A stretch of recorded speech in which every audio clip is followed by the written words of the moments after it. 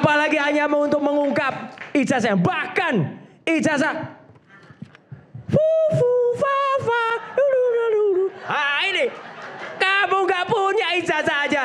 Jangan kayak bapakmu kamu ya. Gitu. Jangan biarkan kepalsuan dan ketidaknegaraan itu menutupi Indonesia. Kormol itu korban Mulyono. Ini kaos lama ini. Pernah saya pakai juga di Rakyat Bersuara. Jadi artinya dia kelihatannya sangat menikmati mengorbankan rakyatnya. Saya tahu kalian sangat bersemangat. Tapi saya berharap kalian masuk ke ruang berpikir saya. Ini penting. Ini penting. Ini penting. Silakan nggak apa-apa. Ini karena yang berpikir aja yang bisa paham saya. Dari awal saya katakan, Bung, saya ini akademisi, saya bicara yang substantif, yang teknis, bukan urusan saya. Anda pengacara, itu urusan kamu. Kepolisian yang nanganin, itu institusi penegak hukum, itu urusan mereka. Maka saya nggak mau masuk hal teknis soal isu tema diskusi ini. Saya bicara dari aspek substansi, bahwa demokrasi kita makin sehat karena keragaman pandangan ini diakui. Jadi kalau saudara masalah menafsir saya, saudara akan tersesat. Itu yang saya katakan. Dan saya nggak mau orang menafsir saya keliru, lo dia tersesat, lo dia merasa benar. Nah maka ini sekaligus closing statement, Bung Eman.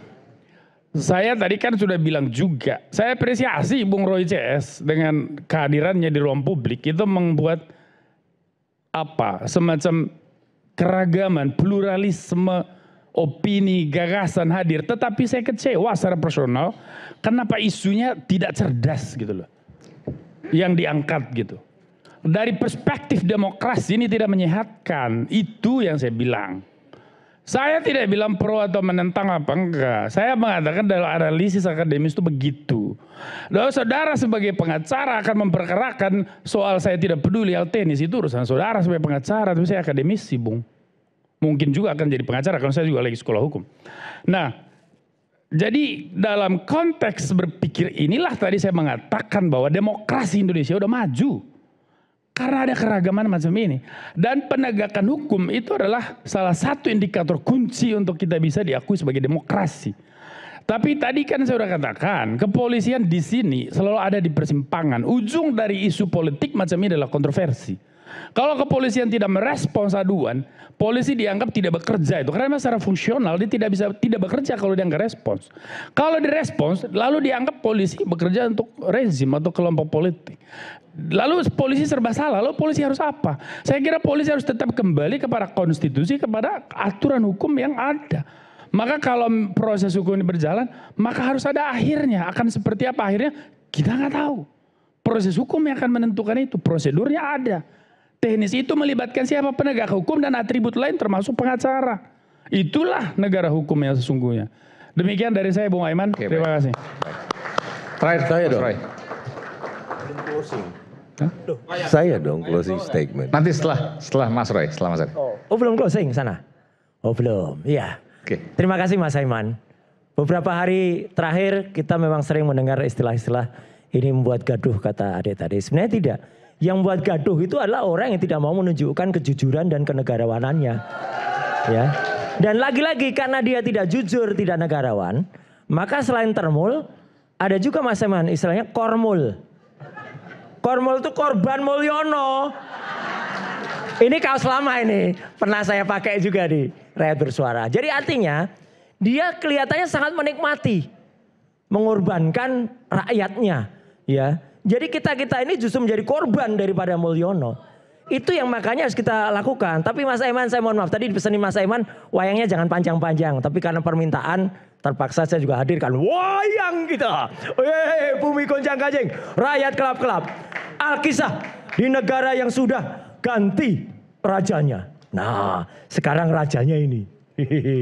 Beda. Ini kalau kemarin agak tinggi ini. Saya yang tanggung jawab soal was. Saya yang jawab, rakyat yang nanggung. Itu namanya tanggung jawab. Tapi saya nggak mau. Kalau ada nanti 8 itu angkaku. Kok dipakai digunakan untuk mempidanakan orang 8 orang. Ya, wah sementara itu termol semuanya muncul. Ayo pidana masuk. Wah, ini termol yang dulu pernah di rakyat bersuara.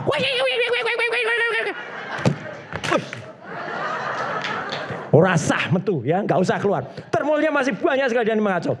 Dan di antara itu 3 RRT. Nah, gabungan dari RRT. Di sini ada R yang pertama. Di sini ada T, Tiasuma. Di sini ada juga R yang lain.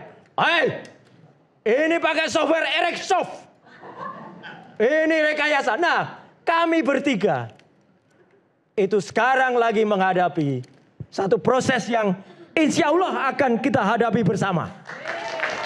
Kami tidak gentar, apalagi hanya untuk mengungkap ijazah. Bahkan ijazah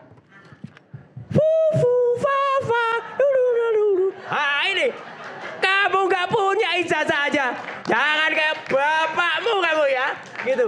Jangan biarkan kepalsuan dan ketidaknegaraan itu menutupi Indonesia. Jadi maksulkan saja. Sekian, terima kasih. Wassalamualaikum warahmatullahi wabarakatuh. Waalaikumsalam warahmatullahi wabarakatuh. Luar biasa sekali. Terima kasih Bung Aiman. Saat ini kita closing statement. Saya tidak akan banyak closingnya. Sederhana sekali Bung Aiman. Aku kembali ke Adegium Latin. Lex dura sed tamen scripta.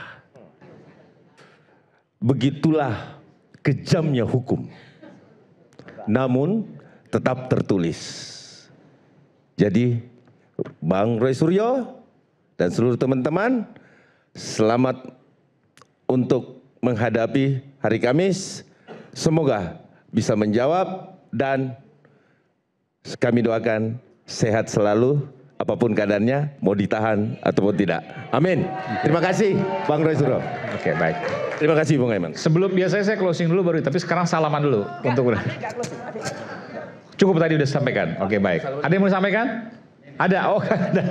Oke. Demokrasi singkat aku aja. bantu kamu untuk ngomong. Silakan. Singkat saja. Oke, singkat saja mungkin hari ini di tengah kondisi yang seperti ini, mungkin mari sama-sama kita berpikir jernih untuk bisa menjaga demokrasi kita. Mari untuk mempercayakan suatu kasus ini kepada hak dan kewajibannya, yaitu instansi hukum, yaitu kepolisian. Mari kita berikan kepada kepolisian untuk bisa bekerja secara transparan, proporsional, dan akuntabel. Mungkin hari ini dengan itu pula, mari kita jaga demokrasi kita di Indonesia ini, karena sah-sah saja ketika kita menyampaikan yang namanya aspirasi. Karena hari ini di tengah keadaan kita di rakyat bersuara, kita sampaikan bahwasannya BEM Nusantara akan terus menjadi mitra strategis, mitra kritis untuk pada pemerintah. Mungkin itu saja. Dan dukung rakyat bersuara. Dan dukung rakyat bersuara.